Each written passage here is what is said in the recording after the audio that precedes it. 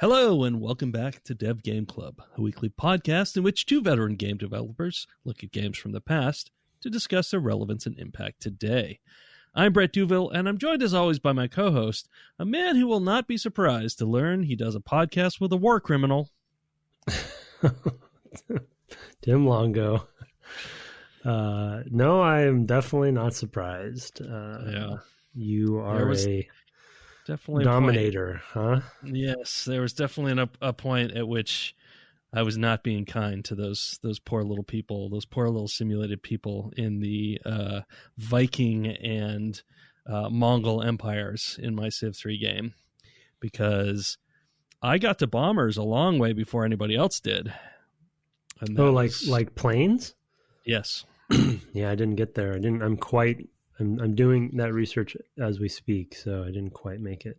Holy cow. Yeah, if you got bombers going over the Mongols. I had bombers and fighters, and then by the ocean I had destroyers and cruisers. Oh my goodness. And I just was pummeling the coasts, and it was not a good scene. The number of times it would say, "Oh, you killed some civilians." It's not a game that wants you to feel good. Or I don't know, maybe it does. Maybe there are people who feel good about that, but I was just pushing through to try to win my first ever game of Civ. And I finally did that today. So I emerged victorious. Rome, Pax Romana lives on. Finally, Rome gets what it deserves. Nope, that's not right. That's not the right way to say that. I think there was a Star Trek episode or something with the Romans, a Roman planet, right? Was there? Yeah, an original. Oh, yeah. Because of course, it makes total sense that you're flying around the galaxy and you find some planet where there's Rome. Right. Rome never fell. Things. Yeah. Oh, yeah. That's the whole thing. Centurions. Anyway. Yeah, right. Yeah. So Civ 3. Yeah. Episode 3. I think we both continue to have very opposite experiences. I, on the other hand, didn't really... Well, so I improved my situation through some experimentation, but the other thing that I found in a pre-show, which is probably a bit of a big difference between our two games, is I have like 7 or 8 civilizations in mine. And so there's a lot of crowding, of territory, and everyone, like, I've played the whole game sandwiched between the Incans and the Mayans, and there's just been constant like resource, fighting. And I just feel like, the sort of attitudes that, they sort of tell you what attitude or what mood each of the civs are, the leaders are to you, where it says cautious or it's like furious or whatever. Yeah. And I don't think I've ever seen anyone happy at me, and so it's like this tension has always been sort of built up. And so I did eventually, I think I was telling Brett in pre-show, I think the main error that I made that I didn't realize I was making is that I didn't really, to be honest, I didn't find the victory sort of results screen early enough.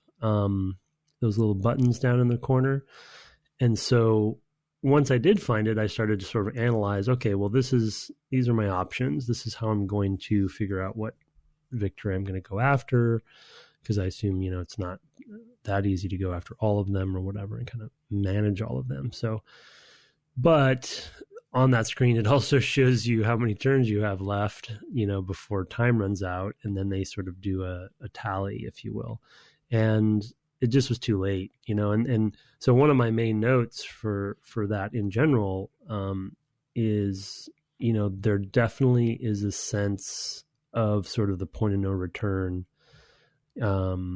where, once when I kind of started making a plan, I was probably about 400 turns in out of 540 or something like that, wow. And, yeah. And that's really not enough. That's not enough turns to really do anything significant. So I did make the most of it though, and I did become the most dominant civilization, on the map, but that wasn't enough to get me a score, because the Iroquois, who are my main competitor, they have other advantages, like culture and science or whatever, and so that accumulates into that score. And though I was able to sort of strategically figure out how to take down the Incans with the help of the Mayans, it wasn't enough to bring my score up, so. Yeah. You might find that you can maybe trade for some of the technologies that will help you increase your culture. I mean, there are things like that you can do. It depends on whether you're cash poor or not. Like, you would have to have something to offer. So yeah. I don't know. We should probably talk about that sort of aspect of the diplomacy, because it's not very transparent, and I never know what's a reasonable ask. I have no idea. I mean, there's been times where I've sued for peace, even though I had initiated war. The poor Vikings they had these islands, and they're just too, tantalizing, because they're isolated, and I've got a superior navy, and I had privateers. I mean, I was not a good person. So I went and I would take one of their islands and then go and offer them peace, and then make them pay me for peace besides. So not only is it a peace treaty, but here, give me 50 gold, just to and I have no idea what to ask for. I think that's should I have been asking for more? Like, it gave me the 50, and I don't know. It's really hard. It's obvious that you should have asked for more, right? I mean, it's just, I don't know. It's hard to know what to ask for. When they offer things to me, I sometimes counter offer, and they'll say no, so it's like, if they offer to you, it seems like that's all they're willing to do. But if you offer to them, you can ask for more.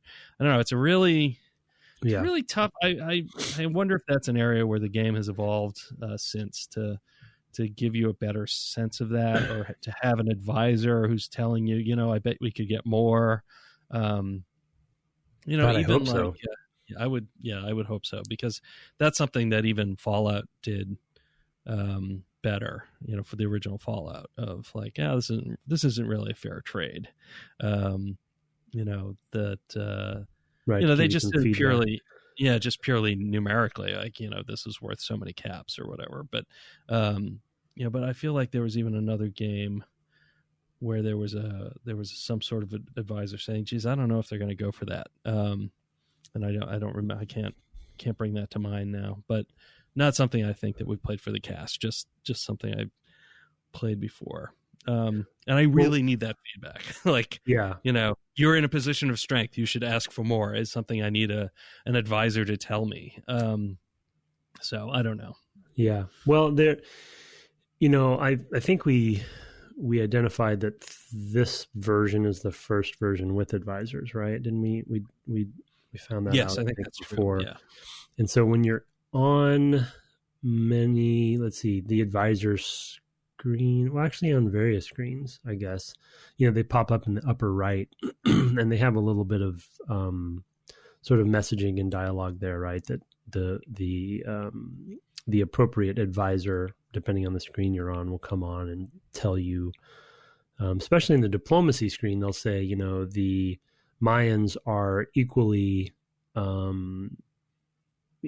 in technology to us, or they'll say, if you're in sort of like on the diplomacy, like talking about peace or not, or when they're negotiating with you, they'll say, the Mayans have a lesser military than we do, and things like that. So they're trying to like give you some hints, but it feels like they're being probably intentionally shy about giving you too much. And we've talked about this on the cast a lot. There is that sort of conundrum and era of this, that conundrum in this era of not wanting to hold the hand of the player, and give them too much information. So it's still, I feel like, especially this game in this time, is still in that time when It's like, no, we're not going to tell you. We don't want to tell you. You got to figure it out, or you got to experiment, or trial and error, or become an expert at it, because that's what kind of game this is. And we had, was it an email we had last time, or was it maybe over Twitter? Somebody mentioned sort of the pacing slowing down in late game. I forget which listener it was. And they mentioned Civ Revolution, which was, for those who don't know, essentially initially, I think, a console port, but it made it to pretty much, I think it's on PC maybe, but it made it to but iPad. it was on iPads, yeah. Yeah, and I played it on iPad some. And it was intended to fix some of the, not fix, but increase the pacing, right, of the game, and really distill down things so they were a lot more automated. But it felt like Civ proper was always still in that camp of they're not going to hand you stuff. You gotta really want it, and you really got to experiment. You got to play hours, hundreds of hours, to that's the thing. Figure I out. think that's one of the things about this game that, so I mean, I do love this sort of board game when I play it, but I have a hard time with this, and I think it's really just scope and how many times you have to play it, and also, I don't know. I feel like it feels like there almost needs to be some sort of way to ease you in through a series of challenges that sort of teach you about the mechanics of the game, teach you what to do when you're strong and teach you what to do when you're weak, and how to thread the needle. And just introduce you to all the different aspects of the game without having you to trial in the deep end all the time. Right. Yeah, exactly. Yeah. Right. I mean, even playing, I've mentioned Dominion previously, that's a game that they don't provide that for you, but there are in some of the sets, especially the early sets, they'll say, here, we recommend these combinations of cards, which will teach you just different sorts of trade-offs to make in the game. They don't say that. They just say, we find these particular sets of cards fun to play with. Use these 10 cards versus these 10 cards or what have you. And if you do that, you naturally see different aspects of the game. Here's a game that's really money heavy. This is a game that's really more about being the first one to get the victory points and whatever it is. The different mechanics in the game are kind of exposed to you and contrasted in different ways if you use these sort of sample decks, as it were. Which is something they've also, I think, done with Magic the Gathering, right? Is that there's now introductory decks or whatever. You just get a deck and you can play with that and kind of introduces you to a style of play. I think that's all really, really helpful for somebody coming into something that's really massive. Like Dominion, the number of combinations just in the initial box is 25 choose 10, which is a huge number of possibilities. And of course, Magic the Gathering has got hundreds of cards, what you could have in any given deck is enormous. Other games that have been around for a while have found ways to do this. I mean, Dominion's not as old as Civ, but Magic Gathering goes back. And I feel like they could definitely take some tips there to kind of smooth some of this stuff out. But it also has a huge manual. So yeah, maybe that is the answer ultimately. It is the manual, but that's why it would be interesting to play one of the more modern versions to see if they do handle any of this differently, because manuals are no longer really the crutch that they were, right? So How have they adapted over time? It's a fascinating series in general because it has been going on for so long, and obviously they clearly are iterating as they go in that sort of iterate and experiment and prototype and then ship those experiences in that kind of Nintendo-y kind of way. So you got to give them credit for that. But it would be interesting to see what I did crack open a little bit Beyond Earth, which is between 5 and 6, I think. I think it's based on the 5 engine, and it's basically space centric. You're colonizing a planet. But for the early game in that, for the most part, seems to just be more tool tipping and more voiced sort of voiced tutorialization. It's not. I do like your idea about having sort of scenarios that are specific, like a culture-based scenario or war-based or what have you. And that would help a lot. I wonder how many new players they get coming into the franchise versus how much they lean on sort of like Civ players, almost like Madden, right? It's like if there's a Madden pool and they kind of play year to year, and sometimes you skip a year or two and then come back, but generally you kind of know what you're doing, even if you come back later and miss a couple, and I'm wondering how much that their new audiences come into it, because then they wouldn't feel if they have a comfortable set of audience members, then and it kind of fuels the sort of engine, if you will, and it kind of keeps them going on and on and on, then they may not feel that pressure to innovate in those ways to make it more inviting. Yeah, absolutely. If their audience is only adding 1 or 2% or 5% new players each time, it's not worth the effort to do those sorts of things. No. Although, I mean, my flip side would be, but maybe your new players would be more like 15 or 20% if you actually actively catered to them in some ways, right? So, no, you can justify it easily. It's just you can see why you would not. Yeah.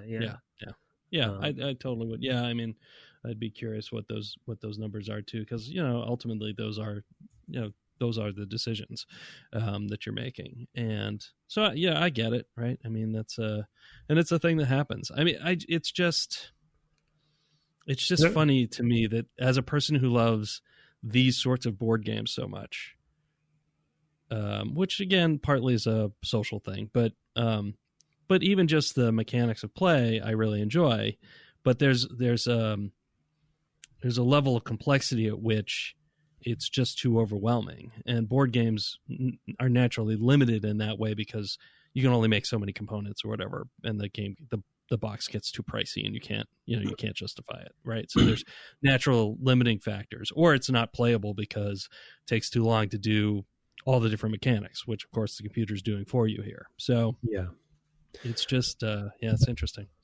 Well, I can see also to that point about sort of the natural limitations of a board game version. I can also see in Civ's case, for both better and for worse, the sort of feature creep-itis that probably happens, where because you have a computer version of this sort of simulation, with each game, it's like, it's not necessarily, I want to try to say, what's a good analogy? It's not sort of, duct tape and chewing gum or something, or band-aiding up all the sort of problems. You're solving all the problems from the last version in a new way by adding a new system or bolting something on, but it does have a little bit of that feel, where we're playing the third iteration and sort of advisors were bolted on and this is bolted on, and they're kind of like solving, culture was probably instilled and bolted in there. And I still think they do an admirable job of having all that stuff still sort of try to flow together.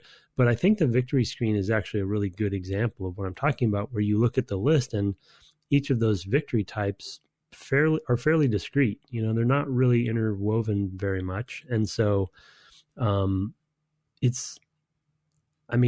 won't get to experience the, hundreds of hours that a lot of fans of the series play to compare and contrast. But what is it like if you are, what's the game experience like if you are going after cultural victory, and what does the AI do to respond to that? And if the AI responds with military victory, then does it feel like you've chosen poorly and the game's kind of taking advantage of the fact that you're militarily weak? You know what I mean? Where you've gone in one direction and the AI goes in another direction, and it goes back to what we were saying. There's really not much you can do. This game is over. There's nothing you can do to come back. So how adaptable is it? But there's just so many pieces. In a similar way, I've known since the last time we talked that my game was over and I was going to win. Yeah. That I would have to really, really mess things up. And I did experiment with and getting into some of the military stuff. I did experiment with just to see, because there were a number of things I didn't fully understand, like what is the best thing to attack a city you attack this unit of type with, and things like that. There's a lot of sort of rock paper scissors type stuff that I don't grok, like what's the rock and what's the paper. So I put together a few unit types and throw it against some wall of other enemy types, and just either have a meat grinder happen in one direction or the other, I guess I would say. And I would just kind of go do it and then say, okay, all right, so I guess don't do that. Reload and save, just to understand, because it's not clear to me. Yeah. And maybe it's supposed to be, or maybe I just need to read more of the Civilopedia and understand some of the things, or maybe I need to read the manual, like you said. But I don't learn that way super well as far as games go. Like, it's not the fun, it's not the fun way to figure things out. Yeah. And I don't want to read some strategy guide. I really just want to understand. Like, I don't have an intuitive understanding of use this unit, of this type against this unit of that type, because I don't know why I'm doing that. Yeah. I have sort of cottoned on, there's some have better offense and better defense. That's kind of obvious, but yes, it's been strange. I also realized finally this time, last session, at some point, last session, I had an army that had spontaneously been created. I didn't schedule it to be created. It got created as a bonus for some victory, I think, maybe when they eliminated Egypt, or something like that. What kind of army? Okay, so there's an army unit. But what an army unit is, it's basically a leader that you can load other units into. But if you send the army itself without loading any units into it against something, and they basically combine in their effects, if you send it alone, it'll just get wiped out. So I lost my army in no time at all in my first one that I made. And then I later made another one because I was trying to garrison my army. I was trying to garrison an army in a town to pacify it, to make it, because I'd taken it, and it was in revolt or something like that. So it said, oh, well, they're revolting against your rule. You should garrison your forces here. I was like, oh, maybe that's what an army's for. I was just kind of feeling around, and I had one. So I went, and then I realized, oh, this is like a ship, right? Where you can put multiple units on it. Instead it's just a leader. That has units that work together. So it's actually a good way to tackle a city, is to attack it with an army that has lots of units in it, because now you're stronger. You're less likely to die trying to take a bunch of units. So it's just like fumbling my way through all of this has been, it's been Knucklehead Civ. So I guess is okay. Has been how I've been finding my way through this game. Yeah. Yeah, I think you're right in that, like I think I talked about last episode, the Civilopedia is the key, I think, to a lot of what that's where they're giving you the keys as the player to, to problem solve that stuff yourself. So you do have to seek out the information. To your point about like which units to do what with, my solution there was really to delve into the stats for each unit and kind of to deconstruct that a little bit. So something with, for instance, high defense, like a rifleman or something. Like every one of my cities has a rifleman fortified in there, right? And so if the city has walls and it's a rifleman, I think, which they have like a defense of like 6 or something, which is really high. And so, an enemy squad or something can go and hit a town with one rifleman in it, and that rifleman will hold as his own for quite a while against multiple units because he's such high defense, Right. It's like the perfect, but then, you want to take cannons or something into, to bombard, if you're attacking, to bombard from afar, so the riflemen can't, if they have a rifleman fortified. So I did kind of try to use, and the cavalry is good because it's really high offense, and they're fast and stuff, Right. So I did the same thing. That's what I found. I was like, oh, I need the horsemen to go in. That's what I need.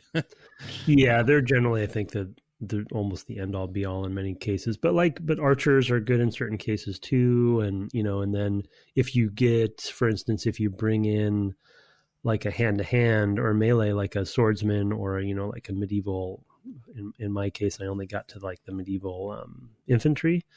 You send those in against the riflemen because they're bashing, I guess, their attack is really high, but their defense is low. But you can send them in to go after the riflemen and take them down quickly. So I don't know, it's very basic. But to your point, it is very embedded and hidden, right. in the statistics. So you have to like go and dig around, and it's it's all hyperlinks. It literally feels like you're in a web pages trying to figure this stuff out. The strategy, yeah. It's kind of cool because the strategy guide is sort of embedded in the game in a way. But I do feel like they definitely need more guidance about what, but yeah. I'm sure they. I think it's also that I don't have a lot of history of warfare knowledge. I just don't have any of that, and so there's, I just don't have an intuitive understanding of any of these things that I think that the makers do. That's a thing that they just know. Like, oh, of course you're going to send your cavalry in as your first attack, and then you're going to follow up. Yeah, I just don't know those things. And so I need to be taught that, or I need to have some, and I taught myself by going in. Whereas, having mentioned Fallout earlier, I can remember once playing that and Darren asking me, well, why would you use this, Darren Stennett, why would you use this ammo versus that ammo? And I was like, well, if you're going to use a jacket at hollow point, you want to use that against, squishy things because they're going to expand when they hit the, and I just was like explaining all this stuff that I knew from, I don't know, police procedurals or something. Like, I don't even know where I'd picked that stuff up, but I just knew that stuff. I didn't have to be told, because then the game doesn't necessarily tell you either. I just knew that stuff. And that's the thing that is one of my barriers anyway, and I feel like that's another reason, we talked about how we like the fantasy ones, fantasy and science fiction ones a little bit better.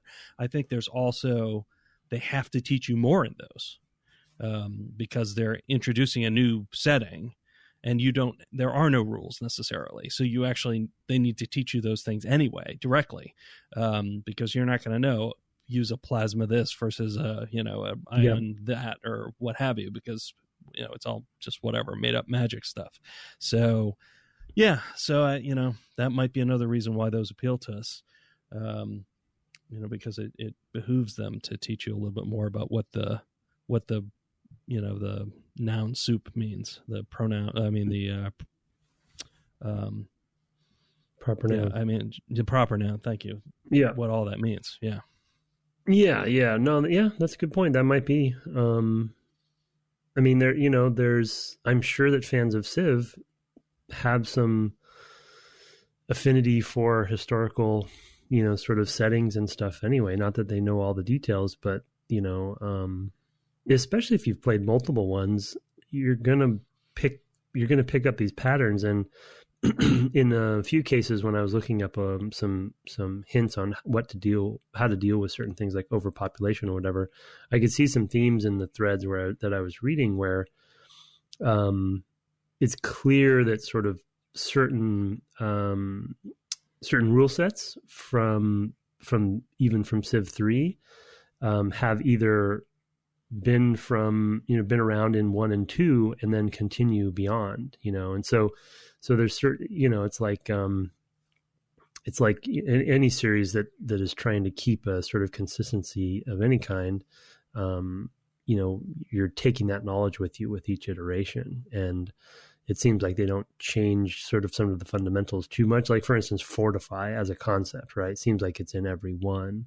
And so if you've played 3 of them, you know inherently what fortify is going to do for you. You're going to do it immediately or whatever, you know. I'm sure like the sort of what units you get when is probably very similar between them. So you are educating your player as you go as well, even if you haven't read strategy guides or whatever. And even if you haven't, like you said, you don't know where you picked up the knowledge for the bullet types, you know, but it's stuck with you. And so any game that leverages that, you don't have to reteach it. But yeah, I mean, so let me ask you this, I had 2 sort of big war campaigns. Once I figured out that the only way that I would even have a shred of hope of winning is basically domination. But again, I don't have enough. I realized over pretty quickly that I really didn't have enough turns to do that.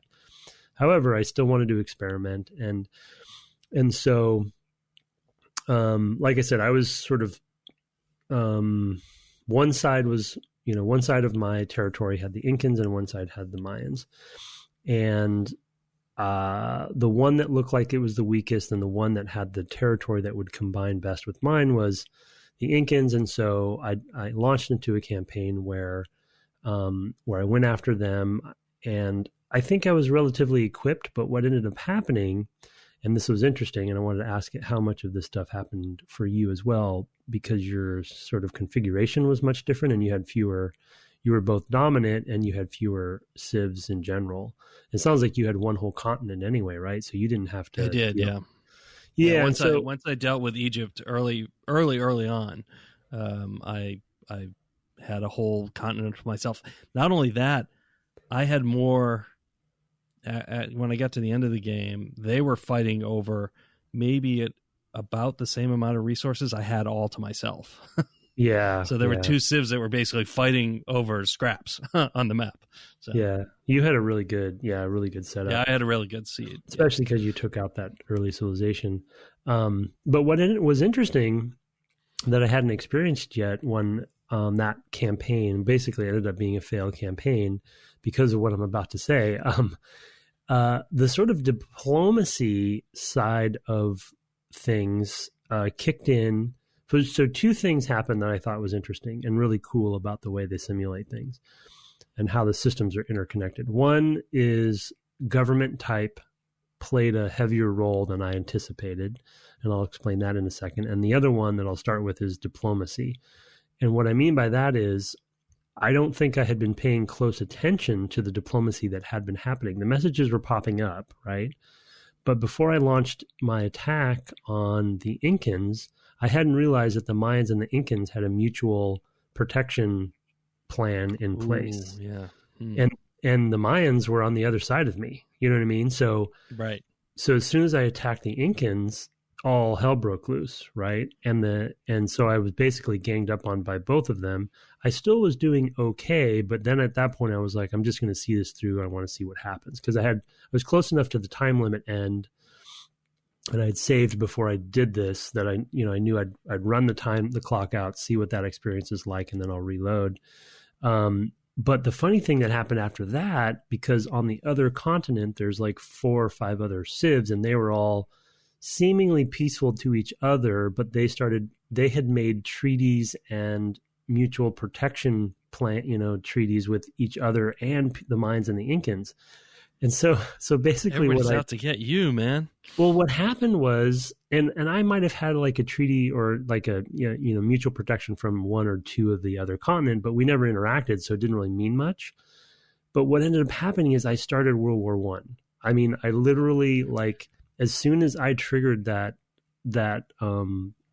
campaign against the Incans, all these pop-ups started happening, and everyone's like, trying to partner with each other, and then certain people are backstabbing other people, and then there's all these ships that were never coming over to our continent, and it just was literally, it felt like a world war, but it was sort of fueled by the diplomacy engine, ironically, versus the military side of it, because when I had triggered it, all of these agreements were in place that I didn't really analyze appropriately. You know what I mean? I didn't go to that screen and see where the lines were drawn between whom and figure out if you know what I mean? So it just kind of like it was it was kind of cool because it was a cascading effect, sort of like World War II or something, you know, where well, both World War I and World War II were really that.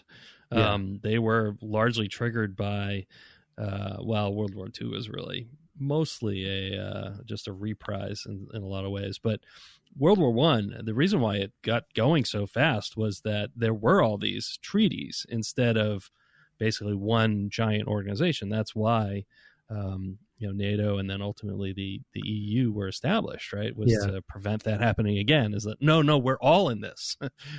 Let's prevent this happening again. But it's like, oh well, I don't even remember. So Germany's allied with Austria, and France is allied with I don't know who was allied with. Would it have been? Well, France, France and England, right, and Spain, right, and then Italy, and Germany eventually, and then Japan, and then Russia. Well, that's World War II. I was thinking World War I with Archduke. Ferdinand. Got it.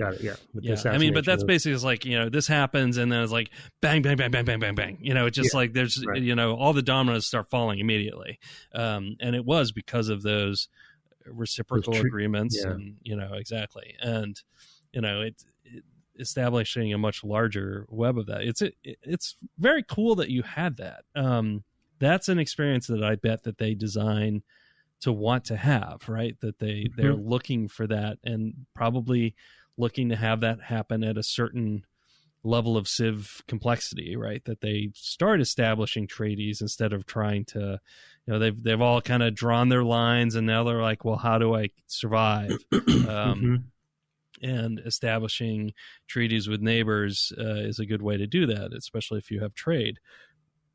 That's what leads to peace often in the real world and in Civ, I suppose, is having trading partners. And, that's why the EU was itself such a big deal. Because if you've got trade amongst nations, the populace really doesn't want to lose that trade. The economy comes into it. Exactly. The economics. I mean, it hurts everyone to be at war. I mean, that's, really been one of the problems, I think, with our, with our ongoing wars in the States, not to get too political, but it doesn't really impact most people on a day-to-day basis. And because the economics aren't there, there's no, Afghanistan doesn't factor into our economy. Right. I mean, other than the war drain. But yeah. Well, and then, I guess, was it Kuwait or maybe Iraq or both? That's when oil was probably a little bit at risk, right? So that was the one resource that ended up being the part of the debate. And that's what was the cool thing about this too. You know what I mean? And I mentioned in the last episode where iron kind of came into Iron it, Mine, and that was again a contentious sort of element of this. But it was just cool to see sort of, again, like all hell break loose from this catalyst, because it did feel very tentative, and tense between all of the Civs, right? Everyone was cordial and everyone was playing their role, but you knew everyone was stockpiling, and building up their military. I'm sure that's how the AI works. And because I could see them kind of roaming around from time to time or whatever, but you don't really know exactly, right? Unless you do some espionage, which is a whole nother thing we could talk about maybe next time. And I did dabble with that. But then the other side of it that I mentioned earlier that I'll then say is, because I was a democracy, and the way that they have democracy coded for the game is they don't like war. And so once all hell broke loose and everything was being, we were essentially sandwiched. And I think I might have been allied with America or somebody, Iroquois, on the other side. So they came over to my aid for a little bit of it. But then everything got so bad that even the people I had allied with started backstabbing me too. But then the worst part of it is the populace basically revolted my populace. Right. He had a lot of cities that were just in every open city, revolt. And every city, right? Yeah. So then I couldn't build anything, right? So once the cities revolt, you lose production. So exactly, essentially it was over, right? So then I just stockpiled everybody on Constantinople and held my ground, and waited for the clock to run out. So obviously I lost in just a blaze of glory. But Constantinople stood at the end. That was the only city left, and they didn't take it before the time ran out. But and then I got that silly lost screen that I mentioned, where in pre-show. Yeah, tell folks about that, because I got a winning screen, and I had the various leaders. So it was Egypt and the Mongols and the Vikings. And basically, and I wasn't crazy about this, but it shows them all like beaten up. Like, yeah, they've all got Band-Aids and been punched and black eyes and bruising and cuts on their face and stuff, which also kind of. Yeah. Well, it'd be interesting to see if there's different screens for different wins, because you were fairly. Yeah, maybe I did. That's true. I did beat everybody up, so fair enough. I guess that's on me. But yeah, tell the listeners about yours. Well, so I had a similar screen, but my portrait was the one that was beaten up, and everyone else was not beaten up, because of the way it ended. Because I don't think any other Civ got taken out other than mine. It just was such a downward spiral, like in a really glorious way, because even my populace revolted against me. But then, so imagine like a dartboard where a portrait of your face is in the middle, and you've got a black eye, and then there's darts all over the board. Like I guess they were throwing them at me or something, but then the portraits or ring around my portrait are the smaller portraits of all those Civs that were there. And these little dialogue bubbles are popping up near each of their faces. And they're basically saying memes didn't exist in 2001, whatever year this is. 1 or 4? Where are we at? 1, right? 2001. Yeah. But essentially memes of the day. And so like Abraham Lincoln immediately out of his thought, but his dialogue bubble says, all your bases belong to us. It's like, well, yeah, okay. I guess that is the tone of this game, Abraham Lincoln saying that. And then if one of the other, like Cleopatra, I think had one that was like a riff off of the famous Conan quote. Yeah. To see your enemies driven before you, right? Yeah, right. To hear the lamentations of their women, right? Yeah, and they changed the women word luckily and said the lamentations of your people. At least they tried, but yeah, it's just, and I just had this epic, like a literally World War event happen, and then I go to that screen. And then I'm immediately pulled out of it. Yep. Yeah, with Abraham Lincoln saying all my bases belong to us. So I was like, okay, yeah. So and then the game crashed. So I don't know if there's supposed to be like a debrief screen or something. Yeah, for loss, I don't know, because I haven't had I've had games that I abandoned, and you just get a screen that gives you a ranking for your performance. I actually didn't have despite winning, I didn't have a great ranking. I think it was only one above my loss, right? My abandoned game was like, I was like the next level up. Now that's probably things like what difficulty you're playing on and how you achieve success. I mean, I think with the same save, I can probably do better. I was really just trying to provoke interest out of my game, because I think I literally could have just coasted from where I was last week to the end. And so I was doing things like trying to figure out what to do with the ocean game, if anything. Yeah. So I invested in things like privateers, which are basically, fighting sea vessels that don't give away who they came from. And also will create new ones of themselves when they win, sometimes, by enslaving other passengers. Like pirates. Yeah, like pirates. So basically, they just you take down a ship, and you might get another ship, and it says, oh, you basically just, it's like taking out a civ, you also get their workers, or taking out a city, you might get their workers, whatever. Yeah.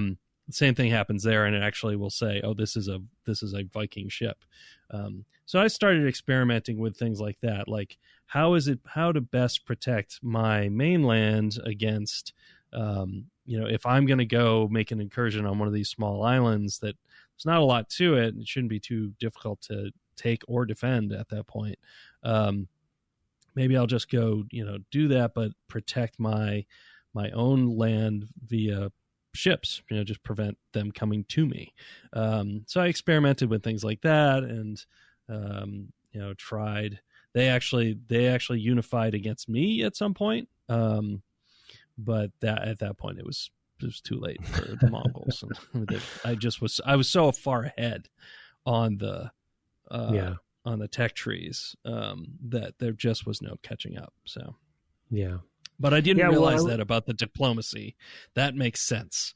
I mean, not the diplomacy, the democracy. That's why I was having cities in revolt. I mean, I knew it was because of the war, but I didn't realize that that was why. Because I didn't have any trade agreements or anything like that with them, so I just didn't really. Yeah, I didn't know why it was happening. It was just like, oh, it's probably expensive to be at war. Okay, so I'll just lower taxes and see if I can ride it out and things like that and try to address it. So, I mean, it's interesting the way that they, because I was reading up in the Civilopedia on the different government types and sort of how they sort of classify that stuff. And not to get into some of the topic we had in the first episode, but it's interesting some of the decisions they're making with the design, because they're inherently I guess let's give them the benefit of the doubt and say they're not doing it fully intentionally, but they're inherently making statements about things by having the systems work in the way that they are, and so if you want to be a warmonger, you're not going to want to choose certain governments. Right. And, and if you have a strategy, then you have to kind of, I guess what I'm trying to say is you have to read up on what their version of those governments really, are, and then strategize toward that and plan toward that, versus in my inherent mind, I'm not saying that democracies are inherently warmongering, but a democracy can fulfill a war campaign. It is possible, and technically possible to work with the populace to figure out a way for that to work. Yes, it is not always, Vietnam or what have you. It's not always well liked, but there are ways to do it. But the game's not going to be able to do everything, so there's going to be limitations to that. So they chose essentially what lanes, and they're distilling down, like we talked about in the first episode. They're distilling things down into their simplest form for the sake of the game, which they have to, and that makes sense. But to your point about like you come to the table with an inherent knowledge of things, and I definitely made assumptions where I thought to myself, well, I want to be a democracy because I like that mentality. And forgot that the description said something about, they're generally anti-war, but I didn't think it would come into play this heavily. You know what I mean? But it is a fairly binary thing. And then my second, definitely the cities just immediately go into revolt as soon as I tackle some city, and then I sue for peace and then go back. And I just did not make the connection that it was my form of government. Well, then the funny thing, so I reloaded that and then, used all of my learnings to my advantage, hopefully.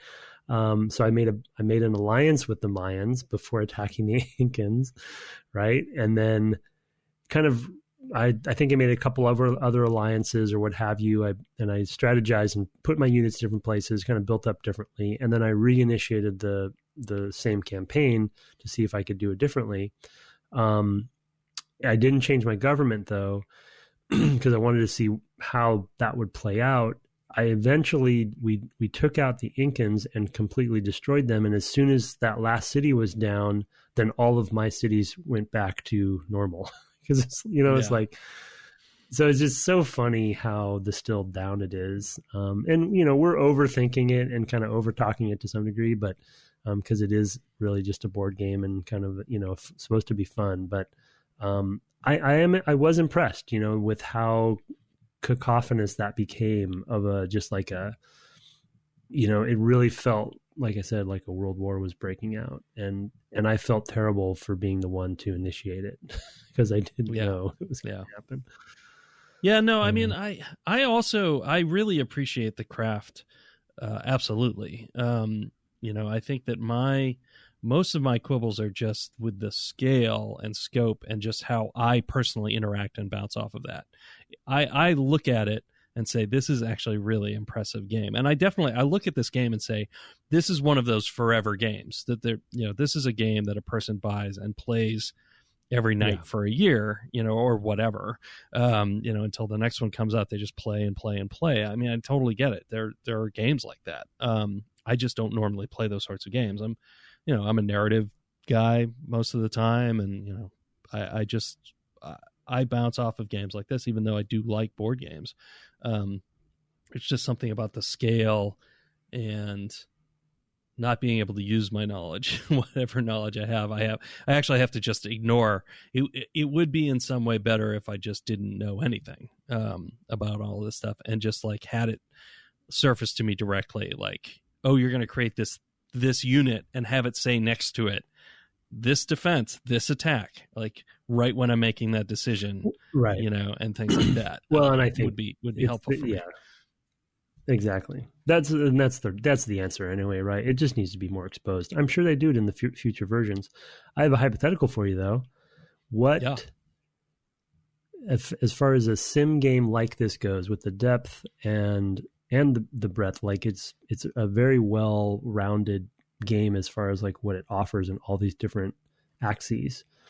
Is there a franchise or world or setting or something where you could fall into it, you know, and say it's almost identical in the sort of the way that it plays and flows or what have you, but is there another, like if Final Fantasy made a sim like this?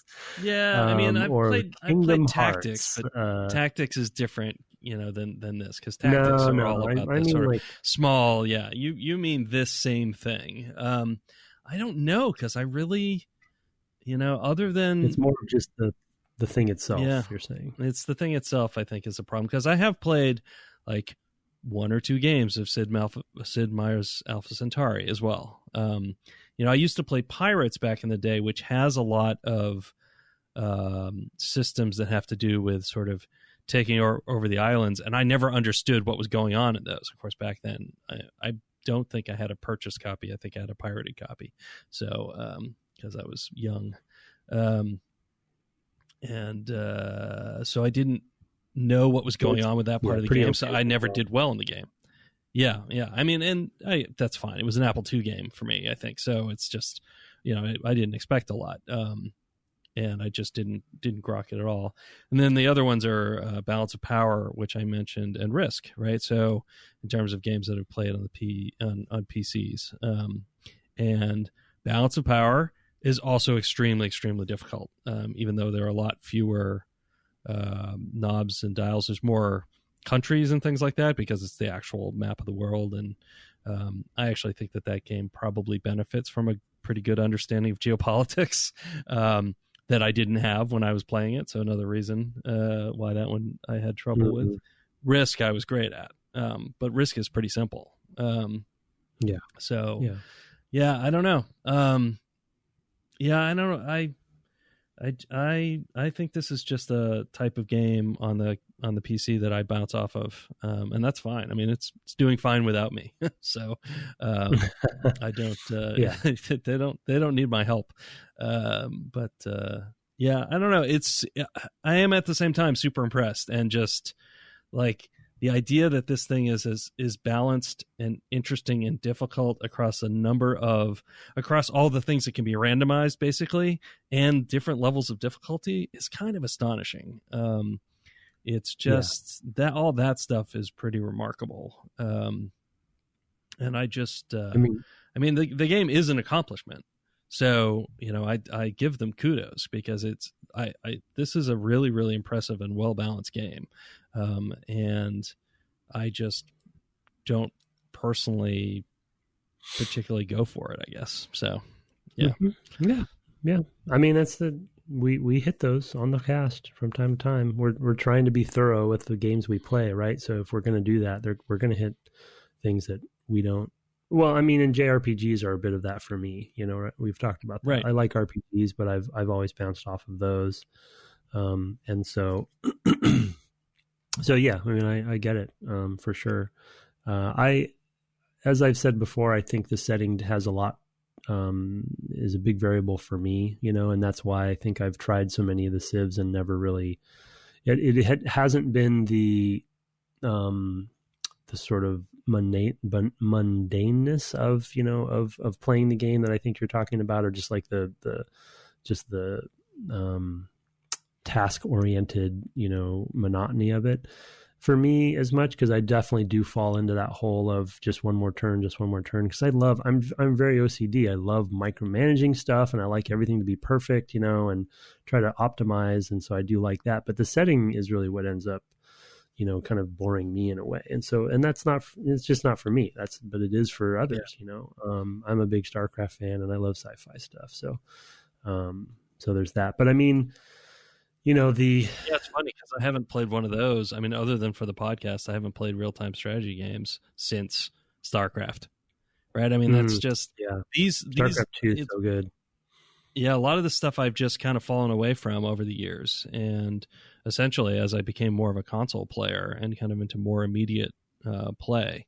And I think it's also, and this is kind of meta, but it requires a lot of focus and really thinking through and all of that stuff. And that's what I do for work. And it's, so I don't necessarily want things that require tons and tons of that kind of focus, like digital focus in the sense of like having to respond to twitching and stuff like that. That kind of focus I can sustain because it's not the same kind of mental energy. It's more like reacting and reading and seeing what's going on rather than thinking through problems, right? Getting information and thinking through problems is, I guess, not a thing that I want to do with my spare time because that's what my job is. That's a meta reason. But yeah, this is not escapist for me. No, you're trying to simulate things yourself all day and and create these systems and put them together and this simulation games like this, 4X especially, and then RTSs, it's a different mode of play, which creates a different mental state, that you need to be in. And I love them, but I can't play them all the time. I have to be in a certain mood, to even want to crack it open, because what it's going to do to you. It's going to messes you up, especially if you're not doing well. But I do hope, I think the last thing I'll say that I'm looking at my notes about my sort of tale of two wars that I embarked upon, and I feel like I've concluded now because I experimented in both ways and had success and failure. The interesting thing that I forgot to mention is seeing when the war is going on at that scale, where literally every civilization of like 7 or so civilizations are all doing something, attacking each other or trying to fulfill their diplomatic responsibilities or what have you. It's really interesting to watch the AI. And of course, because the game bogs down so much at that point, because every freaking unit is taking a turn. Luckily, you can turn some of that stuff off in preferences, which I was fooling with, so it goes quicker. But if you don't turn that stuff off, you literally see everything do its thing. So it gives you a lot of time to watch what the AI does. And I actually got some hints, I think, from what they were doing that I wasn't doing or didn't think to do. For instance, in certain cases, the AI would start destroying improvements to your land, like roads, mines, like basically cutting things off from each other, cutting cities off from each other. So they wouldn't always necessarily attack directly towns or units. They would actually kind of deconstruct your territory. And so I was like, that's a good idea. I should do that if I attack, so it's, I hope we get a guest on who can talk some about, and fingers crossed not to jinx it, that can talk about the AI specifically. 'Cause I'm really fascinated to know like anything about how all that is done. It seems insane to me. Yeah, I agree. I'd love to talk about that aspect of the problem, especially given all the factors that I discussed, and how they approach that, because that is super interesting to me. We have feedback, but I think I'm going to hold off on that because we're at an hour already. We will we'll complete a game. You'll complete a game. I'll probably complete another game. I'll try to fit in another one, maybe on a higher level of difficulty, certainly in a more interesting space. So I'll probably deliberately choose more civs, more landmass, whatever, to try to get something a little more interesting for myself, so I can be a better part of the systems discussions in the future. Because a lot of this stuff I haven't had to see or think about, like espionage. Yeah. Nope. Diplomacy? Nope. They're on a whole nother continent. I never speak to those people. So it's been very different for me as an experience with this particular instance of Civ.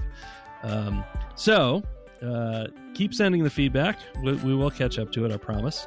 You can send that to devgameclub@gmail.com. And we also haven't had a review in quite a while, so if you can go ahead and find a place to put your podcast review in whatever podcast app you use, please do that. It helps us reach new listeners. You can find the podcast on the web at devgameclub.com, where I do the show notes. And you can also find it on Twitter at devgameclub, where you can also find my co-host at Tim Longo Jr. with a JR at the end. I've been streaming Persona 5 on my Twitch channel at twitch.tv/Brett Duville. I am drifting away from Twitter again. Just still doing it. I hit another boss just yesterday, so I'm making good progress there. That's a long one. I'm like 50-something hours in, and I know I probably have a few dozen more hours to go. So I'll still be playing that for a while. Yeah, it's a long one. We're not going to do that one for the cast. Too long. Anyway, have fun playing games this week, and good night. Good night.